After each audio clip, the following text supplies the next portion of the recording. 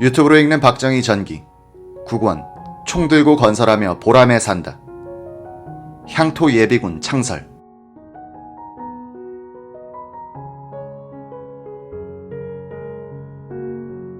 (1968년 3월 7일) 오후 3시경 김상현 의원은 청와대 면담을 마친 뒤 유진호 당수 집으로 곧장 달려갔다.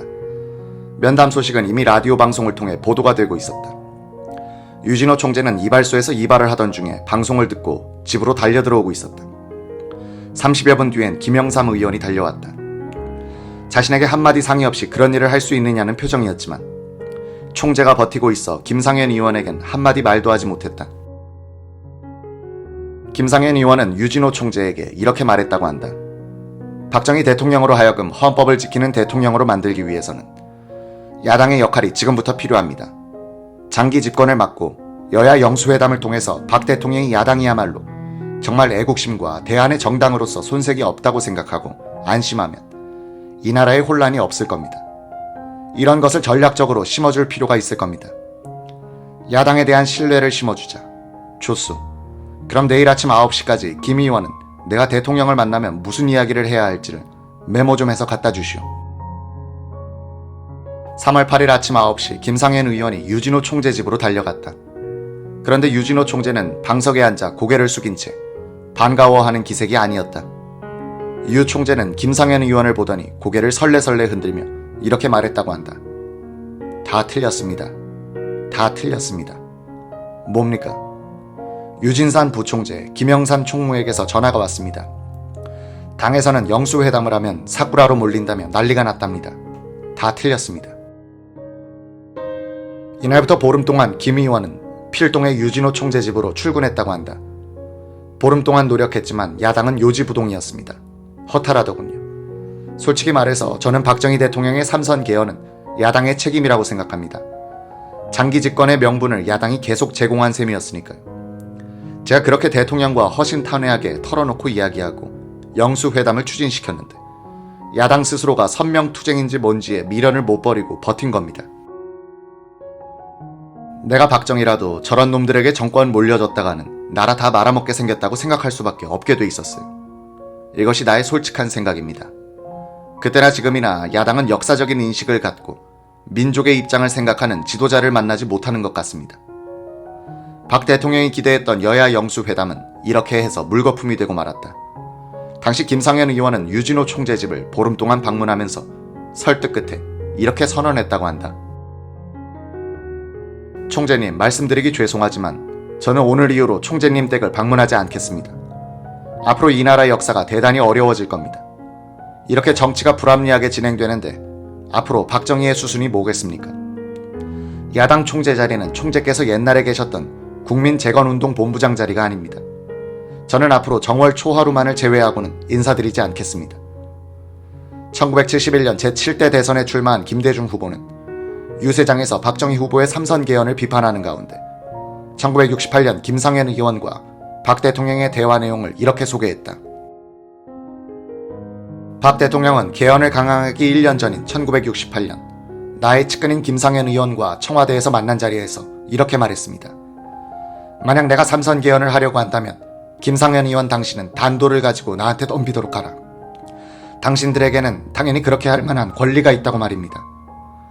이 대목에 대해 최근 필자와 만난 김상현 전 의원은 김대중 의원이 다소 과장해서 말했던 것 같다 라고 바로잡아 주었다.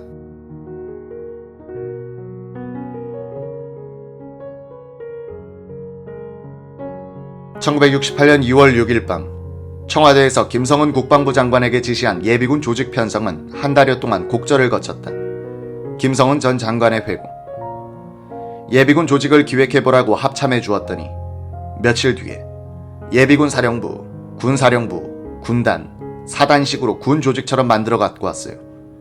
공비를 잡기 위해서는 지휘 계통과 통신이 간단해야지 복잡하면 안 된다고 생각했습니다. 가끔 수해가 나서 경제기획원에 가보면 각 부처에서는 피해 보고와 복구 비용을 산출한 액수가 거의 동시에 올라오고 있었습니다.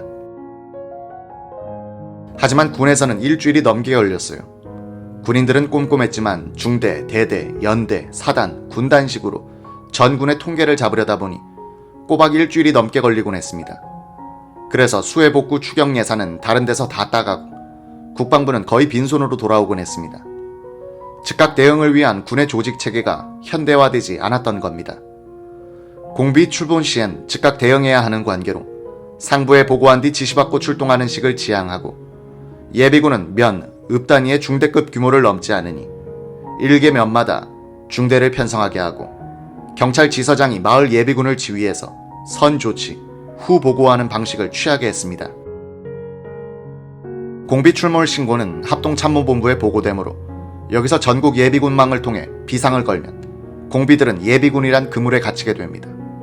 거기에 현역 군인들을 기동 타격대로 투입하면 섬멸된다는 구상을 하게 됐죠. 즉, 예비군들은 자기 구역 내에 침투한 공비들을 꼼짝 못하게 가두는 역할을 하고 섬멸은 현역이 하는 개념이었다. 며칠 뒤 이 안을 대통령께 보고하자 박 대통령은 매우 기뻐하면서 김 장관 안대로 밀고 갑시다 라고 말했죠. 김성원 국방장관은 예비군의 무장 문제도 해결했다. 그는 본스틸 유엔군 사령관을 통해 미군이 M16을 주력 화기로 선택함으로써 폐기 장비가 된 카빈 소총과 M1 소총 100만 정 및 실탄 5천만 발을 무상으로 지원받을 수 있게 했다. 향토 예비군이 창설되는 과정에는 홍종철 공보부 장관과 작곡가 이희목 씨의 노력도 있었다. 홍 장관은 당시 유행하던 군가 맹호는 간다와 우리는 청룡이다를 작곡한 이희목 당시 중앙방송국 음악계장에게 예비군가의 작곡을 의뢰했다. 맹호는 간다 작곡 당시의 이희목 씨의 회공. 누군가가 이 노래를 듣더니 서두에 호랑이가 포효하는 소리를 넣자는 제안이 나왔어요. 창경원 동물원에서 방송요원이 호랑이 울음소리를 녹음하느라 애를 먹었지만 성공했죠.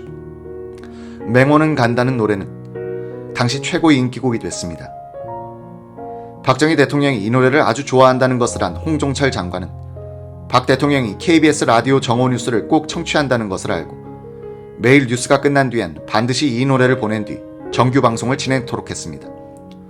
홍 장관은 결제 서류가 있으면 라디오에서 이 노래가 끝난 직후에 대통령께 결제를 받으러 갔다고 제게 말한 적도 있습니다. 홍종철 장관으로부터 우리 맹호부대 계장이란 별명을 얻었던 이희목은 평북 선천에서 태어나 1947년 월남하여 서울 사대부고를 나왔다. 그는 이봉조, 박춘석 등 당대 유명 작곡가들과 어깨를 겨룰 만한 실력을 갖고 있었지만 대중가요보다 국민가요에 능해 방송국 직원으로 일하며 부업으로 작곡을 했다. 무명이었던 이희목은 민정이양 직후 국민계몽성 가요 일하는 해를 작곡하면서 정부와 관계를 맺었다. 이희목은 1968년 3월 초 공보부 직원으로부터 예비군가를 만들어주되 작사자는 선생께서 알아서 선정하십시오 라는 부탁을 받았다고 한다. 이 씨는 당시 아리랑 잡지 기자 출신의 작사가 전우 씨에게 가사를 부탁한 뒤 일주일 만에 곡을 완성했다. 녹음 때는 봉봉 사중창단이 노래를 불렀다. 홍종철 장관은 공보부 직원들을 모아놓고 이 씨가 작곡한 노래를 함께 들은 뒤 어때? 하며 반응을 듣고는 그대로 박 대통령에게 전달했다. 박 대통령은 흡족해하며 가사를 직접 옮겨 적었다고 한다. 1968년 4월 1일 대전 공설운동장에서 거행된 향토 예비군 창설식에 참석한 박정희 대통령은 연설 마지막 대목에서 이 노래의 가사를 언급하기도 했다. 이날 박 대통령은 지난날 멸공 전선에서 조국 수호를 위해서 같이 싸우며 생사고락을 같이 하던 전우 여러분으로 시작하는 20여 분간의 연설을 했다.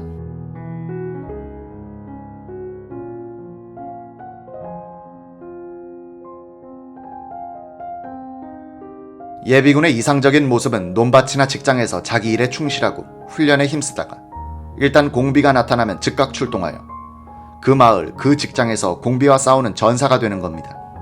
또한 모든 주민들도 산에서 들에서, 길에서 바다에서, 가정에서 일터에서 수상한 자가 나타나면 즉각 신고하여 눈이 되고 귀가 되는 겁니다.